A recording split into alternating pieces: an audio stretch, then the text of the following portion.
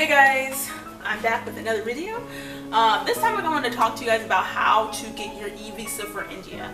So it took me a while to get it, like to understand exactly how to do it, and I kept going to YouTube and trying to figure out someone just to walk me through the process.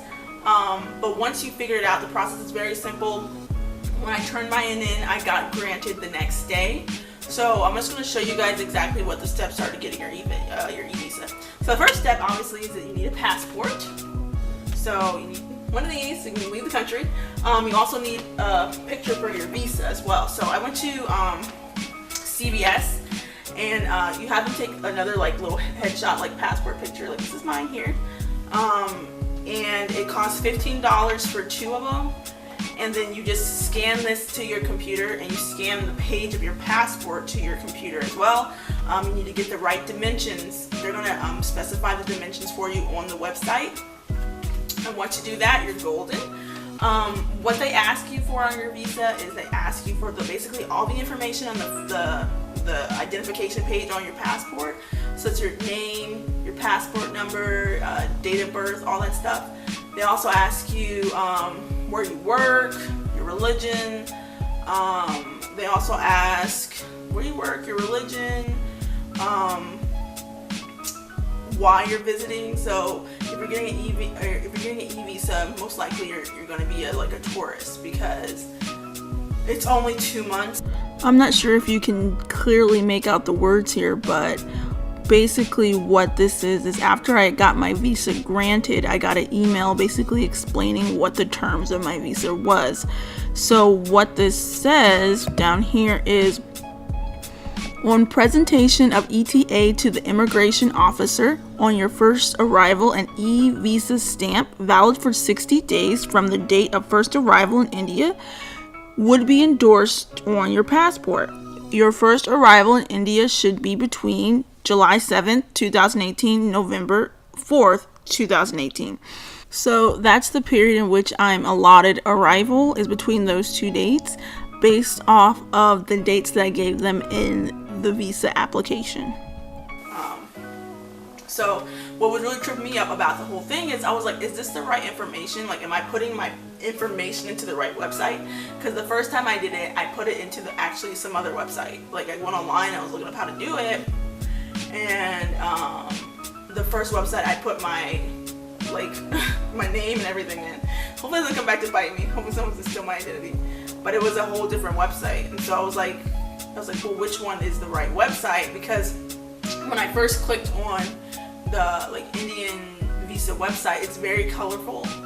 And so I was like, is this right? Like, I don't know if this is right, but the colorful one is the right one, and the boring, plain, like black and white one is the wrong one. So I'm gonna give you like a picture of what to look for.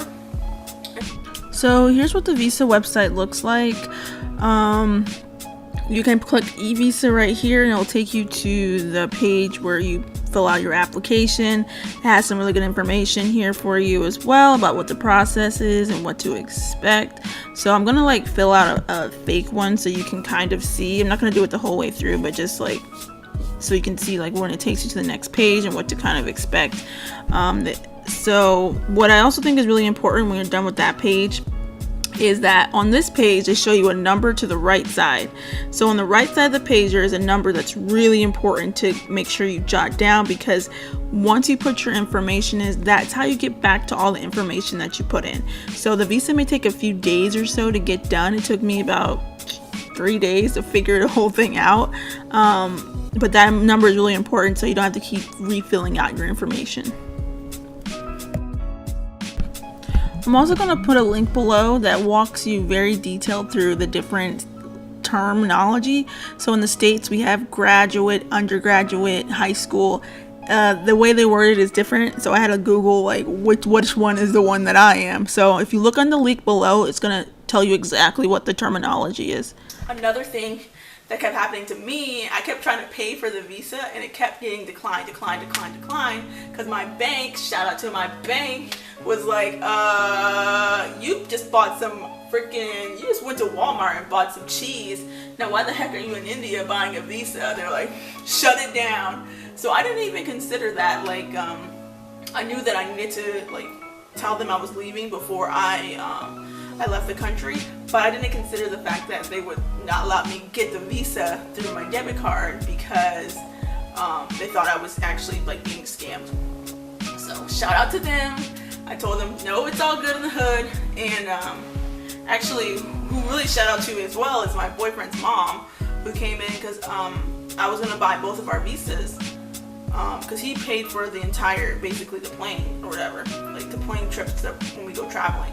So I was like, let me get the visas.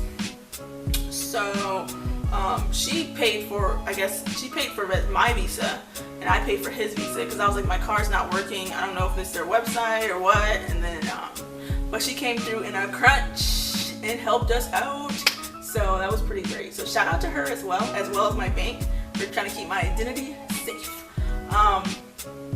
So basically what you need, your passport picture has to be under the certain size. Again, they're going to ask you about, you know, where you work. They're going to ask you about your education level. They're going to ask you why you're visiting. They're going to ask you where you're visiting, where you're flying in from. They're also going to ask you your religion and your name, age, birthday, and all that stuff. And you also need a reference as well when you visit India. So it was easy for us to get a reference because my boyfriend's family lives in India, but you need the reference's number, their address, and their name to get to India. So that's an Indian resident. You also need someone who can like verify and vouch for you here in America to be a reference as well. And you need the same thing, their age, their number, address. Age and number, address, so that whatever. You also need the same thing. You need their age, their number, their address for your American reference if you're coming from America. So that's that. I mean, it's a pretty simple process. My most annoying thing was I did not have a scanner, so I had to go on my phone and download like Cam Scanner and like do it all on my phone, and it just took forever because I was too lazy to get up and freaking drive to like FedEx and do it. And I just didn't feel like it, so I was like, I'm gonna make this work on my phone. But it took longer than I really needed to. But once you get that done, the next day it said visa granted. I didn't know it was gonna come so quick. So but that was the biggest hang up that I had, was just knowing which website was the correct website. The colorful one is the right one. The boring drab one is not the right one. So I'm trying to think if there's anything other questions. If you do have any questions, you can put it down in the link below, and or put it down in the comment section, and I can see if I can answer them for you. But again, I got mine the very